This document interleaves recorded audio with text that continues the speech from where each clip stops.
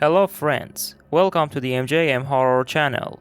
Today we have a new and terrifying story about the Lord of the Rings, the Rings of Power, in which the hobbits, including Frodo, are affected by the evil forces of the ring, which makes the story more mysterious. So please stay with me.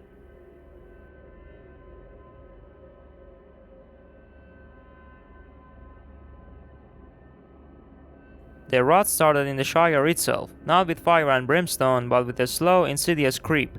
Bilbo, once the bard of adventure, returned a broken man, his eyes haunted by a sickly yellow glint. His tales, once filled with wonder, were now laced with a chilling despair. The ring, he rasped, wasn't a treasure, it was a disease. The hobbits, ever trusting, dismissed his warning as ramblings. Yet a subtle unease settled over the Shire. Crops withered overnight, once vibrant greens turning a sickly grey. Livestock birthed grotesque mutations, their moons replaced by horrifying gurgling.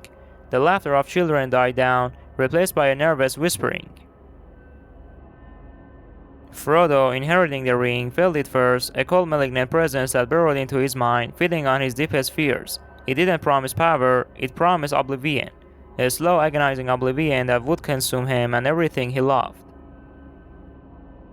The Fellowship never truly formed. Merry and Pippin, haunted by visions gleaned from the mirror of Galadriel, refused to leave.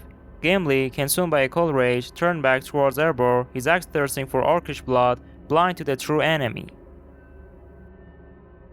Aragorn, once a beacon of hope, became a shell of his former self. The ring's influence, though unseen, not at his resolve, whispering doubts about his ability to protect Middle-earth.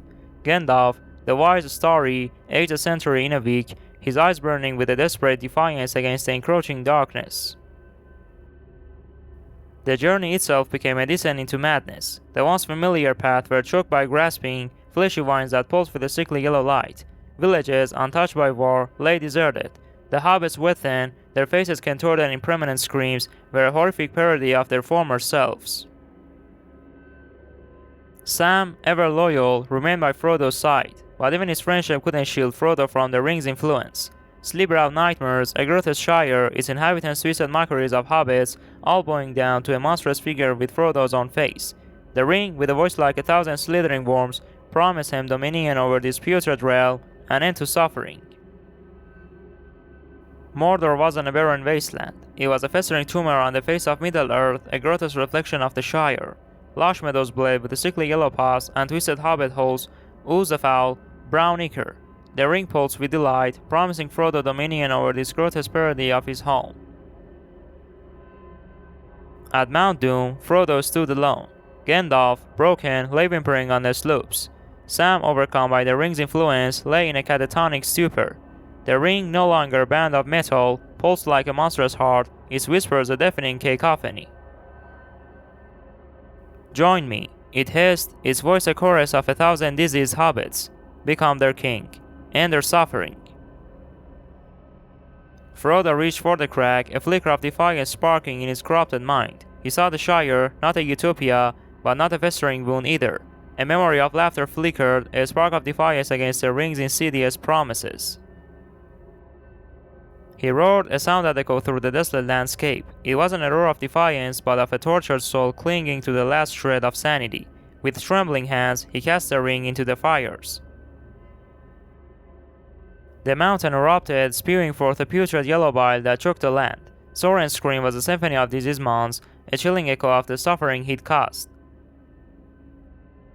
The ring was gone, but the corruption lingered, a sickly yellow stain on the land. The Shire remained, forever tainted by the ring's touch. The hobbits, once vibrant and cheerful, were now pallid and gaunt, their eyes forever clouded with a lingering terror. Frodo, a broken husk of a hobbit, returned to a home forever lost, a chilling reminder that the true horror wasn't the monstrous landscapes or the corrupted creatures, but the insidious whispers that promised peace and delivered a fate far worse than death. Even in victory, despair reigned. Thanks to friends and loved ones who accompanied me until the end of the story. If you enjoyed today's terrible video, please subscribe to the channel, like the video, and write your comments. And I leave you to the great God until Monday.